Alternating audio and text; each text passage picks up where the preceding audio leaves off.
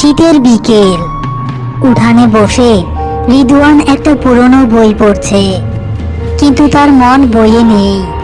গত রাতের সেই ফাঁকা চোখের কোটর আর পোড়া জামার দৃশ্যটা তার মাথায় ঘুরপাক খাচ্ছে। ঘাড়ের পোড়া দাগটায় সে হাত বুলিয়ে আনল। সবুজ এক কাঁদি ডাব নিয়ে উঠানে ঢুকল। কি রে রিদওয়ান, এখনো রাতের কথা ভাবছিস নাকি? তোকে তো বলেছিলাম আমাদের গ্রামের বাতাস যতটা ভালো, রাত ততটাই খারাপ। তুই ঠিকই বলেছিলি সবুজ, কিন্তু আমার মন এখনো মানতে চাইছে না। হয়তো আমার হ্যালুসিনেশন হয়েছিল, হয়তো কোনো শিয়াল বা বন্য জন্তু ছিল। শিয়াল তোর জামা পরে লাইটার জ্বালিয়ে জানালার বাইরে দাঁড়িয়েছিল। থাক, তোকে আর জোর করবো না। শোন, আজ রাতে কিন্তু একটা দারুণ প্ল্যান আছে। জহির কাকা আজ রাতে নব দিঘিতে মাছ ধরতে যাবে। বিশাল বিশাল রুই কাতলা ওঠে ওখান থেকে। যাবি নাকি আমাদের সাথে? রাতে মাছ ধরা? বাহ, দারুণ তো।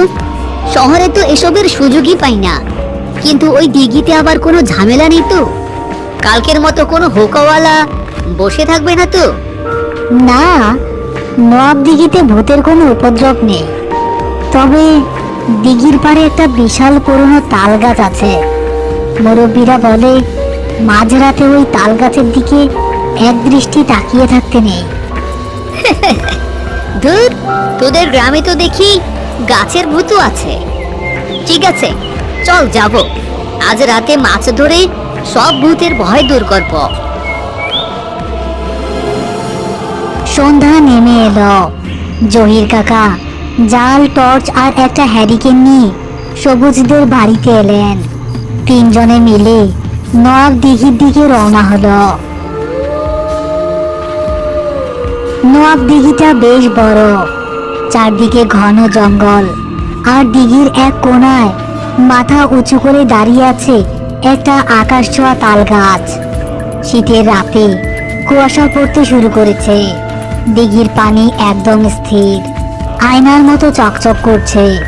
জহির কাকা হ্যারিকেনটা পাড়ে রেখে জাল প্রস্তুত করছে। রিদওয়ান তার সবুজ টর্চ লাইট নিয়ে পাড়ে বসে আছে। বাজানরা চুপ কইরা বইসা থাহ, শব্দ করলে কিন্তু মাছ পাওয়া যাইব। আর রাইত বেশি হইলে তাল গাছটার দিকে আর চাইও না। জহির কাকা, ওই তাল গাছটার সমস্যা কি? ওখানে কে থাকে?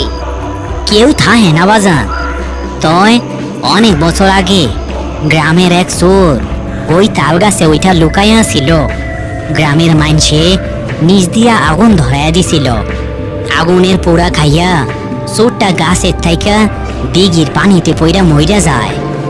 এই থাইকা আমাবস্যা বা পূর্ণিমায় ওই গাছের ছায়া নাকি লম্বা হইয়া দিঘির পানিতে পড়ে, আর গাছের ছায়াটা নড়ে।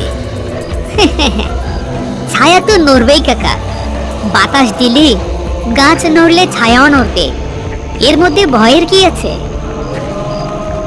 জহির কাকা আর কথা বাড়ালেন না। তিনি বিসমিল্লাহ বলে জালটা দিঘির পানিতে ছুঁড়ে মারলেন। জপাত করে একটা শব্দ হলো। চারদিক আবার নিস্তব্ধ। কিছুক্ষণ পর জহির কাকা জাল টানতে শুরু করলেন। জালটা বেশ ভারী মনে হচ্ছে। কাকা, মনে হয় বড় কিছু আটকা পড়েছে। বাজান, মনে তো হইতাছে। টর্চটা একটু জালের দিকে মারো তো। রিদওয়ান আর সবুজ টর্চের আলো জালের দিকে ফেলল। জালটা পানির উপরে উঠতে তিনজনের চোখ ছানাবড়া হয়ে গেল। জালের ভেতর কোনো মাছ নেই। আটকে আছে একটা পুরনো শ্যাওলা ধরা মানুষের মাথার খুলি। খুলিটার এক পাশটা কালো হয়ে পোড়া। ইয়া মাবুদ, এইটা কি উঠলো? জালটা খুলি সমেত আবার পানিতে তলিয়ে গেল। রিদওয়ানের বুকের ভেতরটা ধক করে উঠল। ঠিক সেই মুহূর্তে দিঘির পাড়ের সেই বিশাল তাল গাছের ওপর থেকে একটা অদ্ভুত শব্দ ভেসে এলো, যেন কোনো বিশাল হাত মটমট করে ভাঙছে। রিদওয়ান, ওপরে তাকাস না, আমি তোকে বারণ করেছিলাম। কিন্তু রিদওয়ান মানুষের স্বভাবসুলভ কৌতূহল এড়াতে পারল না। সে টর্চের আলোটা সোজা সেই তাল গাছের উপরের দিকে তাক করল। আলোর বৃত্তে যা দেখা গেল তা দেখে রিদওয়ানের শরীরে রক্ত হিম হয়ে গেল।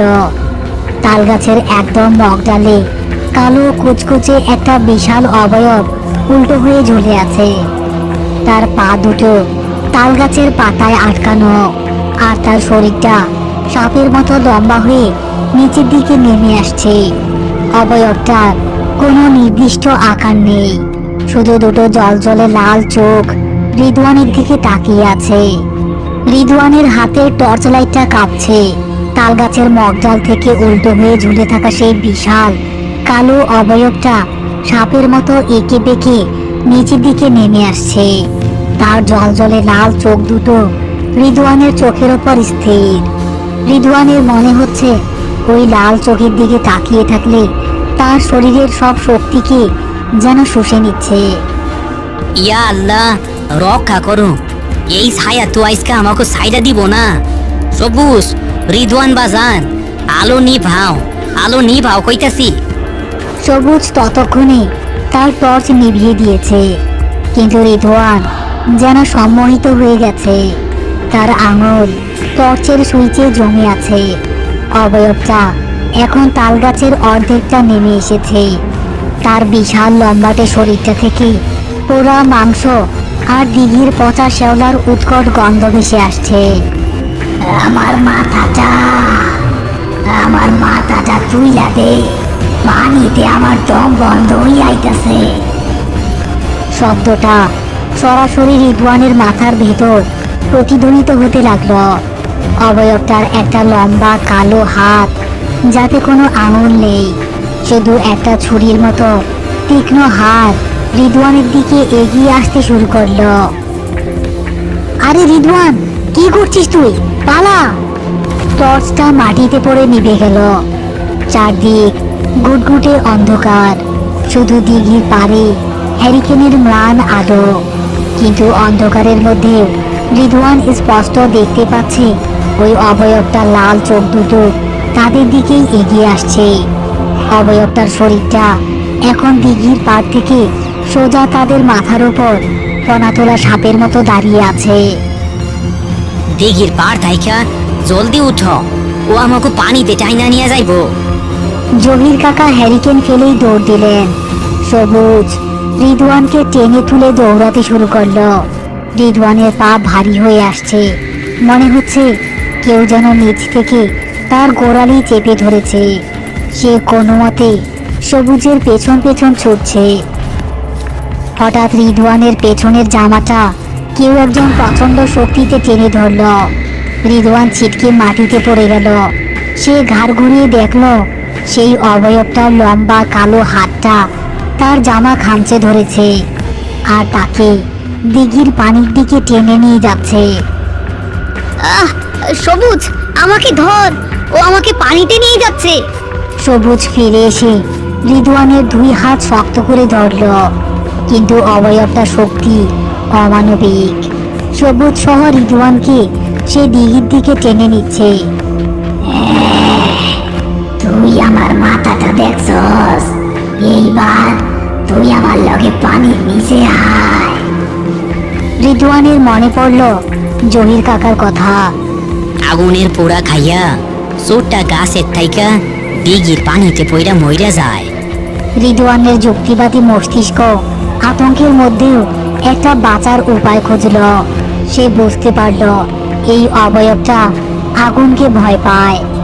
আহ, সবুজ, হ্যারিকেনটা আমার দিকে ছুড়ে দে, জলদি।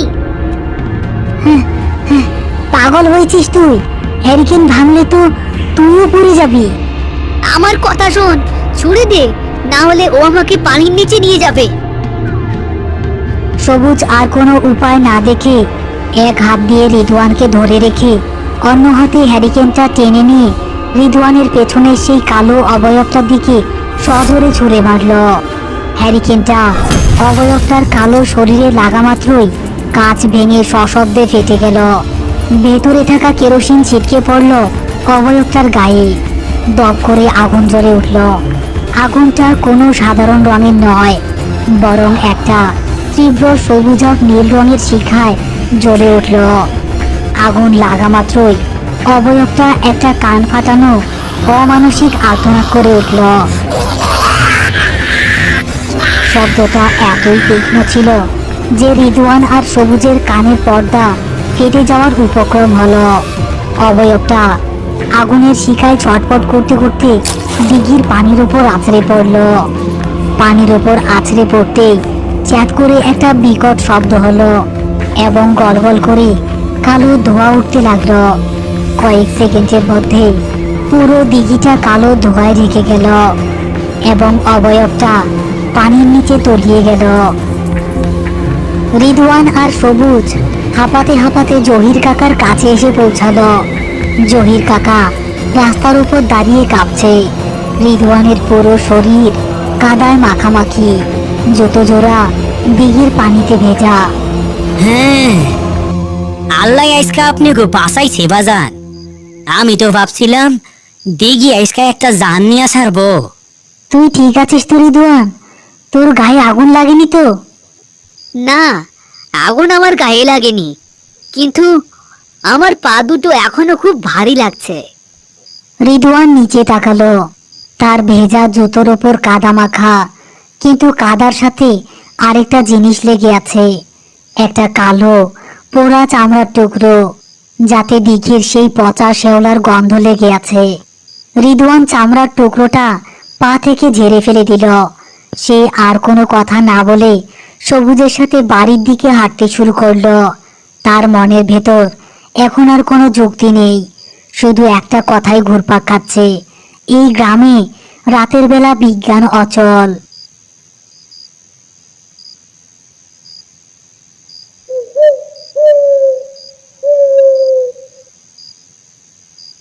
সবুজ আর রিদওয়ান কলপারে হাত মুখ ধুয়ে ঘরে ঢোকার প্রস্তুতি নিচ্ছিল। চারদিক একদম নিস্তব্ধ। রিদওয়ান তোয়ালে দিয়ে মুখ মুছতে মুছতে একবার আকাশের দিকে তাকালো। হঠাৎ রিদওয়ানের মনে হলো তাদের উঠানের পেছনের বড় আম গাছটার মগডাল থেকে কেউ একজন নিচের দিকে তাকিয়ে আছে। রিদওয়ান চোখ কুঁচকে দেখার চেষ্টা করলো। অন্ধকারের মধ্যে দুটো লাল জলজলে চোখ সরাসরি তার দিকেই তাকিয়ে আছে এবং বাতাসের সাথে একটা খুব চেনা খসখসে গলা ভেসে এলো। তুই তুই আগুন দিয়ে আমারে পুড়াইছিলি না? এই যে দেখ, আমি আমি আইসা পড়ছি। রিদওয়ানের শরীরের সমস্ত রক্ত যেন মুহূর্তের মধ্যেই জমাট বেঁধে গেল।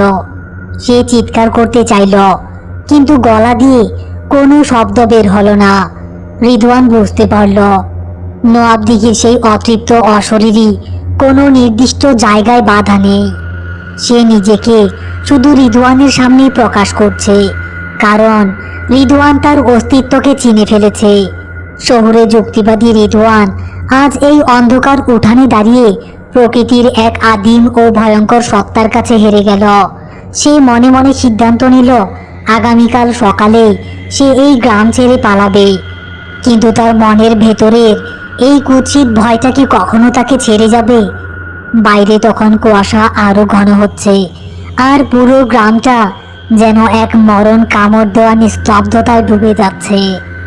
আমাদের চারপাশের চেনা দুনিয়াটার আড়ালেও এমন অনেক অন্ধকার লুকিয়ে থাকে, যা বিজ্ঞানের কোনো সমীকরণ দিয়ে ব্যাখ্যা করা যায় না। তাই রাতের বেলা একা চলাফেরার সময় অবশ্যই সতর্ক থাকবেন। বিশেষ করে ঝোপঝাড় বা পুরনো কোনো গাছের দিকে একদৃষ্টে তাকিয়ে থাকার ভুলটি কখনোই করবেন না। কে জানে, হয়তো অন্ধকারের ওপার থেকে কেউ একজন ঠিক আপনার দিকেই তাকিয়ে আছে। আজকের এই ভৌতিক ও রোমাঞ্চকর গল্পটি আপনাদের কেমন লাগলো তা অবশ্যই আমাদের কমেন্ট করে জানাবেন। গল্পটি ভালো লেগে থাকলে একটি লাইক দিন এবং বন্ধুদের সাথে শেয়ার করে তাদের দেখার সুযোগ করে দিন। আর আমাদের এই ভৌতিক জগতের পরবর্তী গল্পগুলো সবার আগে দেখতে চ্যানেলটি এখনই সাবস্ক্রাইব করে পাশে থাকা বেল আইকনটি বাজিয়ে রাখুন। ততক্ষণ পর্যন্ত সুস্থ থাকুন, ভালো থাকুন এবং আমাদের চ্যানেলের পাশেই থাকুন।